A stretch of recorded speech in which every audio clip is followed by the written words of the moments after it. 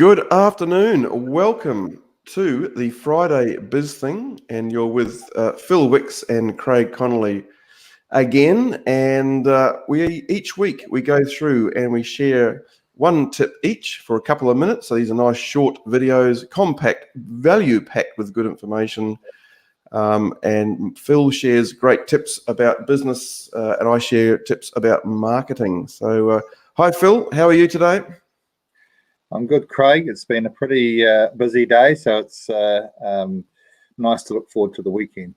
Yeah, indeed. Yeah, it's been a pretty wild week. I don't know about down your way, but in Auckland we've had some extreme winds, and I think it's been right through the country, isn't it? Yeah, it's been pretty windy here, and it's been cold the last few days as well. So yeah, hopefully we have a better weekend. Yeah, well, it looks like it's the wind's dropping off in Auckland, so hopefully it does. So just a reminder to you, if you're watching this video and you want any of your questions answered, you can email through to info@bspnz.co.nz, and Phil or myself will answer your question. So BSP stands for Business Success Partners, if you don't know that. So Phil, we'll start off with your good self again. So what is your hot tip for the week? My hot tip is for a way for a business owner to create, an extra sort of 7 to 10 hours a week of quality time by basically using these things a little bit better. I mean, the mobile phone and emails are great tools, but they can also be, tremendous time wasters as well. And interestingly enough, a couple of years ago, I tracked a business owner's mobile phone usage, and we actually came up with some statistics which were pretty horrifying to look at. Is that right? After we had done it, and it changed the way that this particular business owner operated their phone, and also I'll talk a little bit about their email usage as well. But so that slide you sent through before, is that what you're talking about? That one? Should I put that up now? Yes, if you can put that up, Craig. Yeah. So on average, this particular business owner was making 26 calls a day. There were only 2% that were actually urgent and needed to be responded to immediately. There were about 5% were semi-urgent, so they needed a response, but not necessarily immediately. There were 10% were important, but not necessarily urgent. So they were important phone calls, but didn't need to be responded to straight away. 65% didn't need the owner to respond to at all. So an administration person could have handled that. So they were business related, but they could have been easily responded to by the administrator rather than the business owner. 18% were work related and weren't important at all to the business. On average each day, an hour 30 was spent on phone calls that could have been spent on more important matters. So when I went through this with the business owner, it was fairly obvious that the way that he was organising his time in regards to that was not as good as it could be. Now, this is only one example, so every business is a little bit different, but I think it would be a really good idea for any business owner just to track their phone usage and just see how much time they are actually wasting on the phone that they could be spending on other things. How many phone calls could be answered by somebody else in the business? There are various ways you can do these things. You can simply just switch your phone off for a couple of hours while you concentrate on something that's maybe a bit more important. You can get somebody else to answer your phone for a bit. Or you can actually have a phone specifically for staff that they can get to you if there's something urgent for them to get to you. Wow. So, yeah. Okay.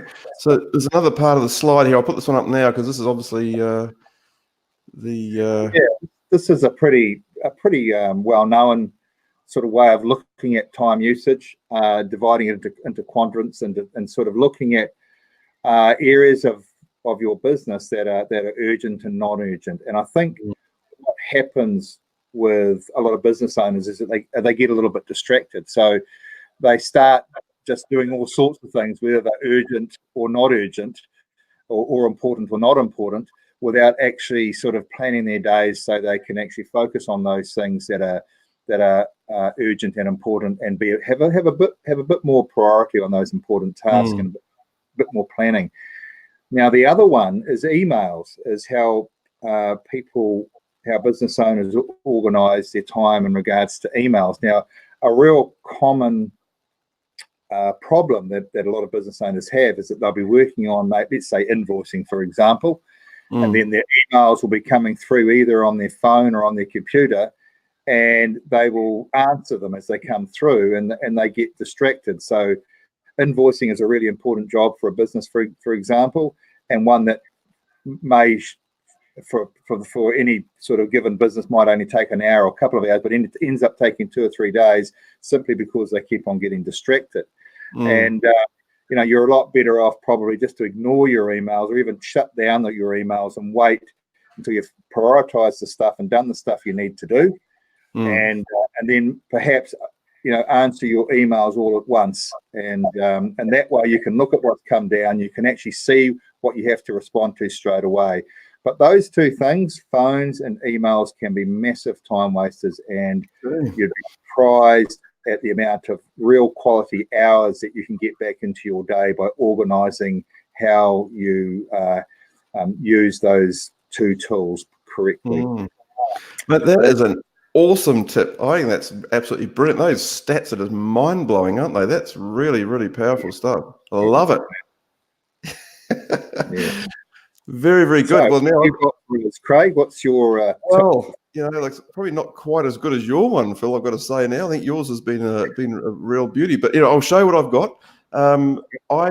We talked a bit about search engine optimization, and one thing I notice with business owners they never use, and it's a free tool provided by Google. So it's to do with search engine optimization, and I'm going to show you exactly what it is. It's very, very useful for seeing where you are ranking in Google, but also for seeing which keywords people are searching for that Google are actually relating to your business, but you're not ranking for. So it's like a sort of insider's guide from Google. Someone from Google is going, hey, Phil, if you wrote this little article about maximizing your time better, you could actually rank for it because you're not far away from ranking for it now. So it's very, very powerful. So I'm going to share my screen now and show you exactly what I'm talking about. So it's going to be this one here, right there. Go share, and just go back and you'll be able to see that. Okay, that's a little bit hard to see, isn't it? So let's just make that slightly bigger for you. And that's still quite hard to see. I'll just talk through what this is anyway. So it's a thing called Google Search Console. What it involves is a little bit of code that your webmaster can put on your website, and that's all it needs to happen. And this, you'll need a Google account once again. So, everything I'm showing you need to have a Google account, which is free. Once this bit of code is on your site, you would let it run for probably 6 months before you really start looking at it seriously. And that gives Google time to build up data and give you some information. So this one here is just a brand new website I've built about jet ski fishing, which is my sort of passion. And you will note on there, I'm not sure if you can see that or not. We'll just go back here. Right. So you can see this one at the top here. It says Jet Ski VHF Radio. And over here, it's had 52. So this is a brand new website. It's been up for about 1 month. It's had 52 impressions, which means 52 people have actually searched for that term. They're looking for a VHF radio for a jet ski. And 11 of those people have clicked through to my article, which is written about it. And I'm ranking number 5 in the world, would you believe, that search term. So it doesn't matter where you are in the world. If you search for jet ski VHF radio, you will see my site will be number 5. Now, I'll just put a little proviso on here that sometimes it will be determined by your search history. So if you're a fisherman or you're a jet ski user or whatever, you'll see the page will rank higher than if you were someone who's never, searched for anything to do with fishing, radios, jet skis or whatever. So I'll just put that out there now. But it's reasonably accurate and it's completely free. So, why is that sort of important? Well, because when you have SEO software like I use, other businesses. It's very, very expensive, and it is based on location targeting, all these sorts of things. That one I showed you is completely free. It's something you can do. It doesn't cost you anything, and you'll also get some ideas around articles to write. So they're pretty powerful. Yeah. And a great way to measure the success of what you're doing as well, isn't it? I mean, absolutely, yeah. So if I just go quickly back to that screen again and just take you to another one there, you'll see there's another term here. Let's have a look. Let's see if I can find one that's relative. Okay, so here's one here, PWC, which is personal watercraft fishing setup. Now, I'm currently ranking number 44 in the world for that. However, there's been 21 people search for it in the last couple of weeks. So I know, if I really wanted to rank for that one, I could actually start doing some articles around PWC fishing. Now, PWC is an overseas term, not really used widely in New Zealand. However, this site I've got is actually a global site. It's an affiliate site. So I'm wanting people to click on my links and go through and buy stuff from what I'm recommending. So that's just another example there. Yeah. So that's it. Free tool from Google. I seem to be specializing in free tools from Google recently, Phil. That's all right. It's all good stuff. It's all good information. So that's the main thing. It might be the Scottish blood flowing in the veins from all those years ago, Well, that accounts for both of us, mate. Yeah, that's good. So that's what I've got, and that's a couple of tips. So once again, if you are watching this and you have any questions about business or marketing you want answered on our live show, we would love to have you comment below or just contact us on info@bspnz.co.nz. It can be around business, can be around marketing, either one. We'll be happy to answer that on the Friday Biz Thing. Okay. So on that note, we might as well sign off. Phil, I think have a lovely weekend. I hope it warms up down there for you. And I hope it does too. But yeah, you have a great weekend too. I will. I will look forward to seeing you bright-eyed and bushy-tailed next Friday for the Friday Biz Thing. Until then, okay. catch you later. See ya. Bye.